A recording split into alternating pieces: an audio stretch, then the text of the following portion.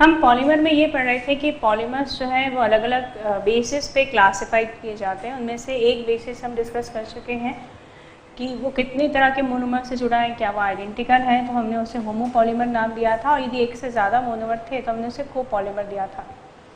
अगला क्लासिफिकेशन जो है वो इस बेसिस पे है सोर्स ऑफ पॉलीमर।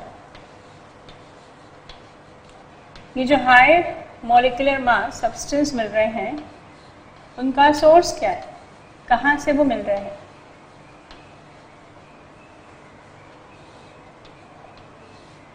ये सोर्स 3 कैटेगरी में डिवाइड किए जाते हैं। पहला कहलाता है नेचुरल। नाम से ही क्लियर हो रहा है, अगर नेचुरली उनका सोर्स कोई माइक्रो ऑर्गेनिजम्स, प्लांट या एनिमल है तो उसे नेचुरल पॉलीमर कहेंगे। Second criteria is semi synthetic. Synthetic word artificial चीज़ों के लिए या मेन मेड चीज़ों के लिए किया जाता है, मतलब नेचुरली वो नहीं मिली होती हैं, वो हम सिंथेटिकली लैब में या इंडस्ट्रियल लेवल पे उसको बना रहे होते हैं।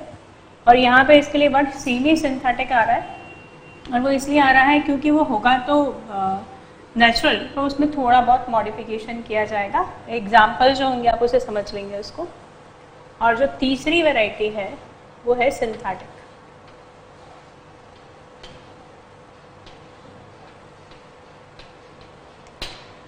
अभी जो 3 कैटेगरी है उसमें मैंने कहा पहला जो है वो नेचुरल पॉलीमर होता है, और नेचुरल पॉलीमर जो है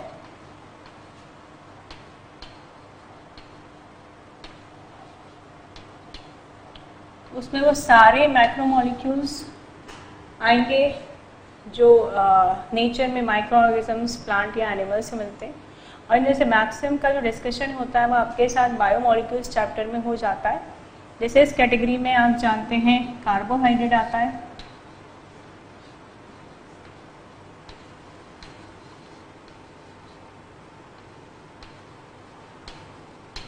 ये जो कार्बोहाइड्रेट होते हैं ये पॉलीमर्स होते हैं जो मोनोसेक्राइड से बने होते हैं, जिसका एग्जांपल्स आप लोग अच्छे से जानते हैं।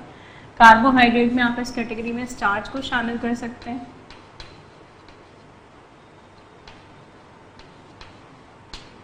सेल्यूलोज इस कैटेगरी में आता है, ग्लाइकोजन इस कैटेगरी में आता है।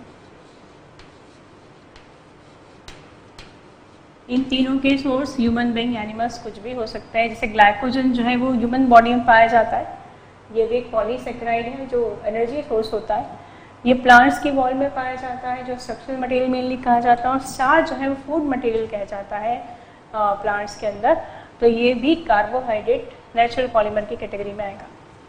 सेकेंड हम जानते हैं प्रोटीन, जो भी बायोमोलिक्यूल्स हैं, और ये जो प्रोटीन है वो भी पॉलीमर है, क्योंकि ये इसका जो मोनोमर होता है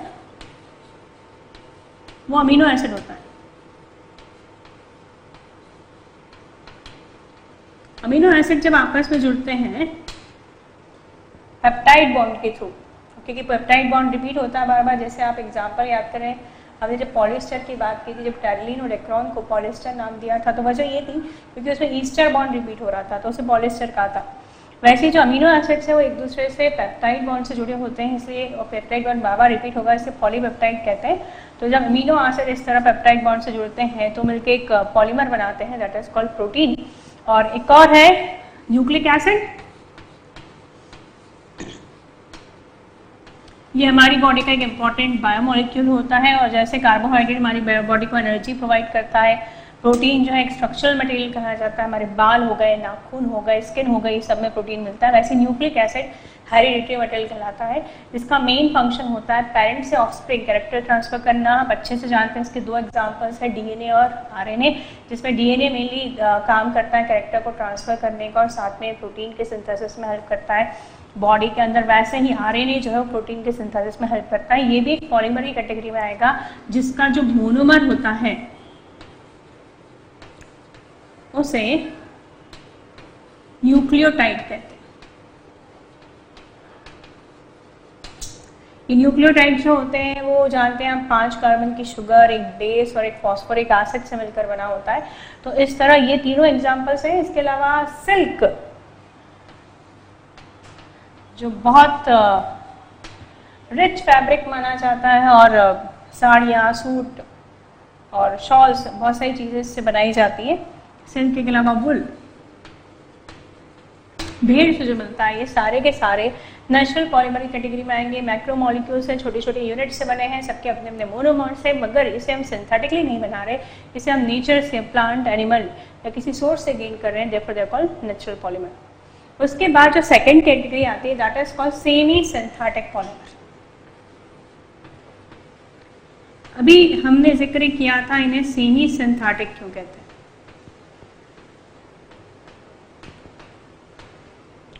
इनको सेमी सिंथेटिक कहने के पीछे रीज़न ये होता है कि वैसे तो ये नेचुरल है, पर इनमें थोड़ा सा मॉडिफिकेशन किया है अकॉर्डिंगली कि हमें रिक्वायरमेंट क्या है। कई बार कुछ चीज़ें ऐसी होती है, इससे बहुत सारे कैरेक्टरिस्टिक्स ऐसे होते हैं जो हमारे बेनिफिट के होते हैं, पर हमारी ये कोशिश होती है कि ऑल इन वन चीज़ मिल जाए, हमको जो जो चीज़ चाहिए वो सब एक में मिल जाए, तो इसमें मिक्सिंग की जाती किसी और चीज़ की। जो एग्जाम्पल था टेरिलीन फॉर एग्जाम्पल, मैंने कहा था कि इसमें स्ट्रेंथ अच्छी है, इसमें मॉइस्चर एब्जॉर्प्शन कैपेसिटी कम है तो बहुत जल्दी सूख जाएगा, मॉथ रेजिस्टेंट होता है, कीड़ों का इससे कोई फर्क नहीं पड़ता, फ्री रेजिस्टेंट, सारे अच्छे गुण हैं इसमें। मगर ये भी कहा था कि इसमें जो है वो वेंटिलेशन प्रॉपर नहीं होता, जिसकी वजह से गर्मियों के सीज़न में इसे पहनना मुश्किल होता है, तो इसे कई बार कॉटन के साथ में ब्लेंड कर दिया जाता है, मिक्स कर दिया जाता है। वैसे ही कुछ हम यहाँ करने वाले हैं, हम सेमी सिंथेटिक बनाने के लिए कुछ नेचुरल चीज़ों में थोड़ा सा केमिकल मॉडिफिकेशन करने वाले हैं, जिसमें पहला नाम आता है सेल्यूलोज का। ये वही कार्बोहाइड्रेट है जिसके बारे में हमने अभी बात की थी कि ये प्लांट्स की वॉल में मिलता है, जूट, फ्लैक्स, ऐसी बहुत सारी चीज़ें जो इससे बनाई जाती हैं, मगर इस सेल्यूलोज में थोड़ा सा मॉडिफिकेशन करके और भी चीज़ें बनाई जा सकती है। जैसे पहला एग्जांपल करूं, जब इसमें सिंथेटिक मॉडिफिकेशन किया जाएगा, सिंथेटिक मॉडिफिकेशन का मतलब है इसमें थोड़ा सा इसको केमिकली ट्रीट किया जाएगा। सिंथेटिक मॉडिफिकेशन इसे थोड़ा सा केमिकली ट्रीट किया जाएगा, तो एक जो कंपाउंड हमारा बनेगा वो बनेगा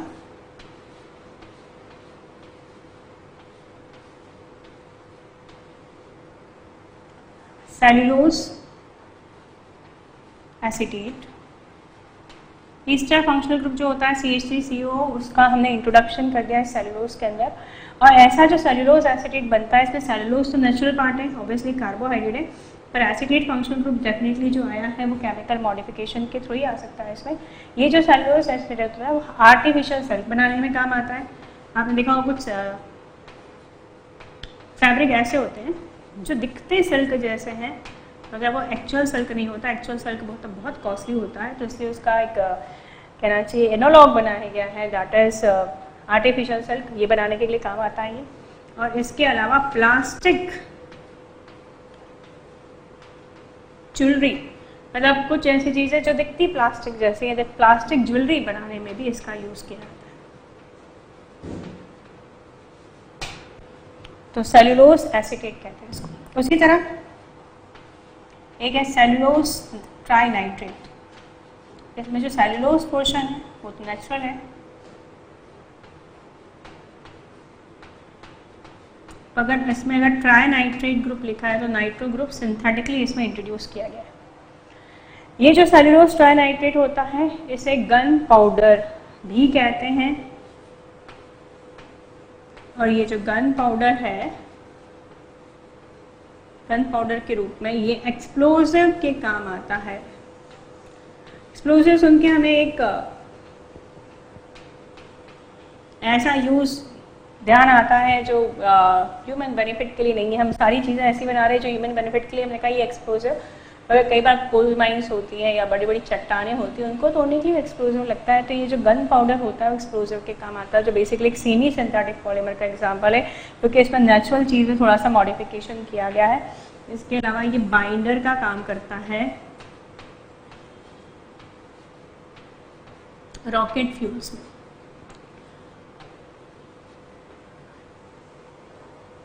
रॉकेट फ्यूल्स को रॉकेट प्रोपेलेंट भी कहते हैं। और इन्हें प्रॉपरली साथ में रखना है, क्योंकि आप पढ़ते हैं रॉकेट प्रॉपलेंट में एक फ्यूल होता है और एक ऑक्सीडाइजर होता है, तो उनको प्रॉपर बाइंडिंग जो है प्रोवाइड करता है दैट सेल्यूलोज ट्राइनाइट्रेट। तो इसे सेमी सिंथेटिक कहा गया है क्योंकि इसमें कुछ पार्ट जो है वो नेचुरल है, जिसे थोड़ा सा सिंथेटिकली मॉडिफाइड किया, जिसके हम इसमें थोड़ी सी प्रॉपर्टीज जो है इम्प्रूव कर सकें।